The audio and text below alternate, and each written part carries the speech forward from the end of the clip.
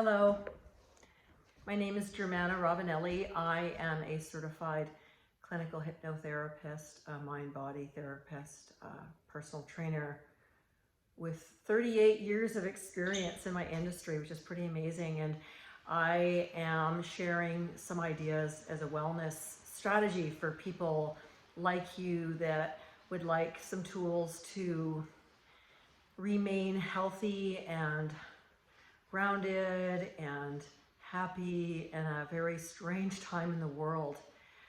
I work with people all the time, and I'm constantly brought back to how can I nourish myself to be of service in a world where there's so much fear and there's so much negativity and illness. We don't typically hear about the good things. We hear more about what's not good, and a part of our mind likes the stuff that's not good. So, we don't have to take responsibility for being happy or healthy. One of the teachers that I listened to recently really reiterated something that my original martial art teacher taught us. He would say, the mind is like 7 monkeys all tied on different ropes to this pole, and it's whirling and whirling and whirling. And he says, to be healthy, you must learn to tame that part of you. And I'm like, boy, that's brilliant. And at this time, most of us are not in control of these monkeys that are thoughts that are coming and going and saying things. And if you actually track the thoughts, most of them are fear-based.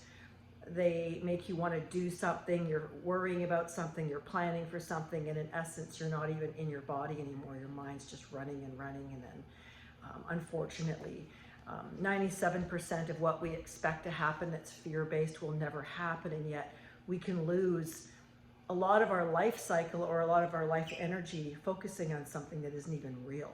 It's our drama that we create in our head. So I listened to another fellow who talked about it as well recently, and I loved his way of putting it. He goes, well, we're taught that the monkeys are throwing bananas at us or other people, but he says, actually, the monkey in the mind, there's a number of them, 7, energetically are throwing shit. What's wrong? What's not good? What should I be afraid of? What should I attack? And I went, oh, wow, that's pretty accurate. It was just an interesting way of putting a spin on it.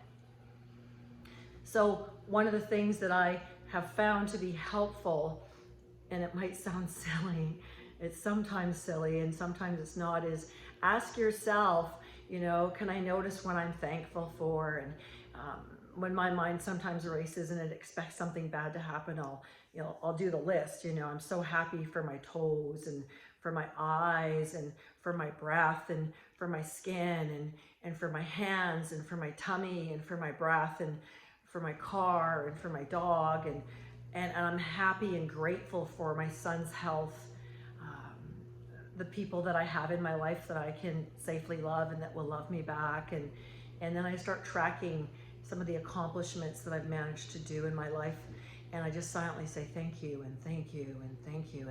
And what's interesting is it changes the vibration that I'm firing at, and all of a sudden I'm aware of what I'm thankful for, and I have more peace, and I'm no longer in fear. When we get into fear, it can be very much an addiction because it leads to chaos. And if we come from a place of negativity and chaos as a child, a part of us wants to believe that's the way the world is. And so it can become a self-fulfilling prophecy, which is understandable, and yet we can change the script by showing up differently for ourselves. So when the mind is off popping around with all of these things, or someone's mad at me, I'm not allowed to be happy, or all of those things, my brain loves that stuff. I just observe, oh, there's a part of my mind that's doing that, and I step away from the thinking and notice, oh, it's like a bubble. Those bubbles on cartoons, oh, there it goes, there it goes. And I'll energetically, sometimes I'll actually pray. I'll pray for that part of me that thinks that way, and I'll send it to my creator, and I'll just say, I know that you've got my back, and I'm asking for you to take care of this. And then if somebody or a situation in my life shows up and my brain thinks I must control it or I must know how it's going to go, I'll energetically put that in a bubble or on a cloud and say, I know you will look after this. You have the tools, I do not. And then I'll bring my attention back to myself. What do I need? You know, if I'm considering myself as being a valuable, precious human being, which I choose to do, what are my needs? And that stuff's real basic, super basic. Good food cooked, clean house, some fun, you know, some dreams come true, walk the dog, do some gardening, break a few rules, and reclaim life. The thing is we are the orchestra leader of our life. Nobody else can take that away from us unless we give them that power. And if you have people around you that are in pain or fearful or stuck, the most valuable thing you can do, other than try to rescue them, which is really common for us, is to gently pray for their pain to be addressed, their needs to be looked after, and if possible, envision them getting their needs met, and again, send them to whatever it is you believe in, so that you're at peace in your own skin, and then you can gently intervene and go, hey, you know, what can I do to help you feel like you matter? And something simple like that, instead of taking responsibility for their pain or their suffering. We all hurt. We have all been hurt. The question is are we making it worse? So I have a morning meditation. I listen to a strategy to calm my nervous system down so I actually feel safe. And then I might journal, I'll have my tea or my coffee, and then I'll start my day just from a place of feeling safe. From that place, that sets the tone. It's like a tuning fork, bong, and it creates the vibration that I show up with in the world. And then I can be nice to people. I can show up being kind, thinking that I'm safe, and I have much more capacity to influence the world because I've taken care of me first, honored self first. And I do follow people that I believe are true healers and kind, because that's who I am and that's what I'm choosing to show up as versus a fearful animal. And there's a woman who I love, her name is Caroline Myss, and she's written some amazing books. And so I'm gonna share this one little, it's one little piece that she prays to her God and God, and I love it because it puts things in perspective. We're all hurting, we're all scared, we're all gonna die, but we shouldn't waste what we have on our way through. And so this is the book. It's called Intimate Conversations with the Divine. It's beautiful. And it's chapter 63, and it's called There, But for the Grace of God Go I. And I'm not asking you to be religious, and she's not religious. She's a very spiritual person. Prayer. I just want to talk with you today, Lord. I want to tell you about my day. I feel like talking to you and sharing what has awakened in me. I remember hearing the adage, except for the grace of God go I, over and over as a child. I heard the nuns say it every once in a while. As a child, I loved the sound of it. It seemed to hide a great jewel of wisdom, almost like a treasure chest made of simple words that strung together communicated a powerful truth. Except for the grace of God go I. Well, that truth exploded out of the dust of my memories today, Lord. It started out as just one of those days going nowhere, but ended up as a game changer. That's what I suspect. You had a hand in it. Today was made for walking, so that's what I did. After a few hours, I got an iced tea and sat on a bench in the park to check my messages. I didn't pay any notice at all to the guy who sat down on the other end of the bench a few minutes later. Why would I? But then he asked me if I would get him an iced tea.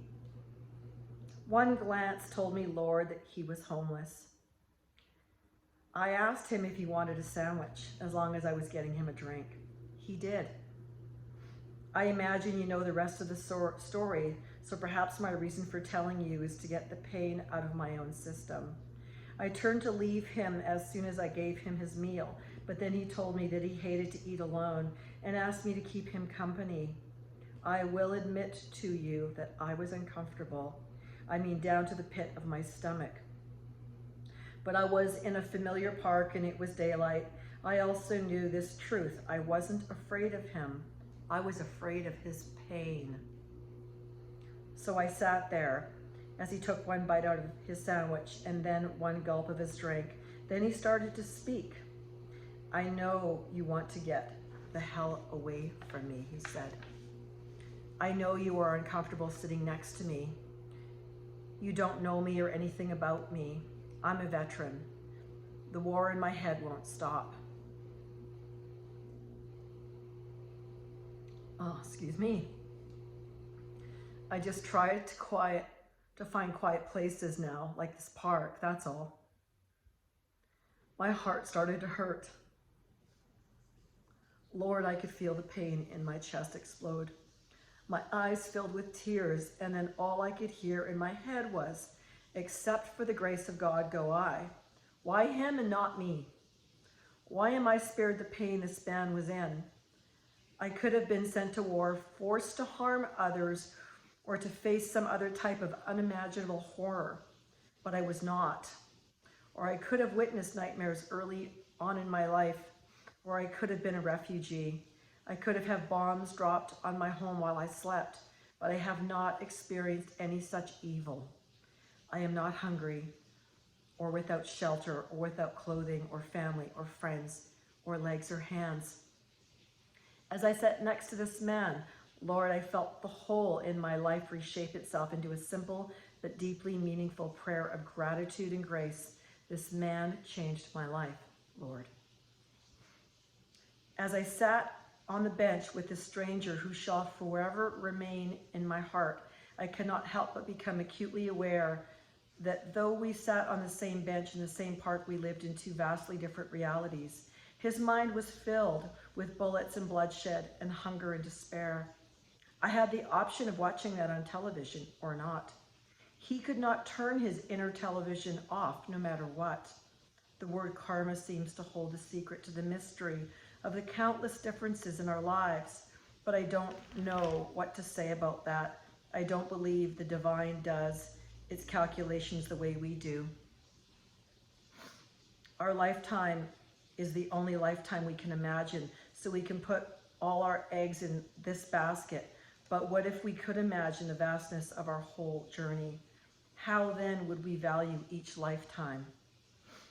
I don't know, and maybe we are prevented from that type of knowledge because none of it matters anyway. What matters is what we do for and with each other in the here and now. Every day is a new beginning, a new gift. Imagine this truth, that every person you meet has the power to potentially change the rest of your life. How would you live differently if this were so? And it is. Sometimes we need to be reminded of the grace of gratitude. And it is not always easy. Each day I become more aware of something I did not understand or realize before. I knew I should be grateful for all that I have, but now I realize I should also be grateful for all that I do not have, for all that has been spared. I do not have traumatic war memories. I do not have scars from being an unwanted refugee. And I do not have the fears of being homeless. But for the grace of God, go I.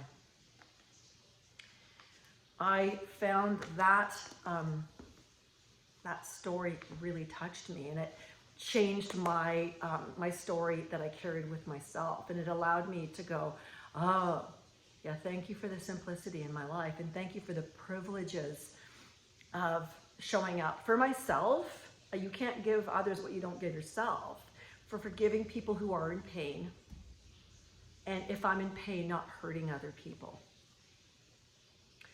So I'm hoping that something touched your heart and that you can even energetically care for someone without being in their presence and just simply not be another violent, frightened human being by taking time for yourself. My one teacher always said, light a candle in the morning.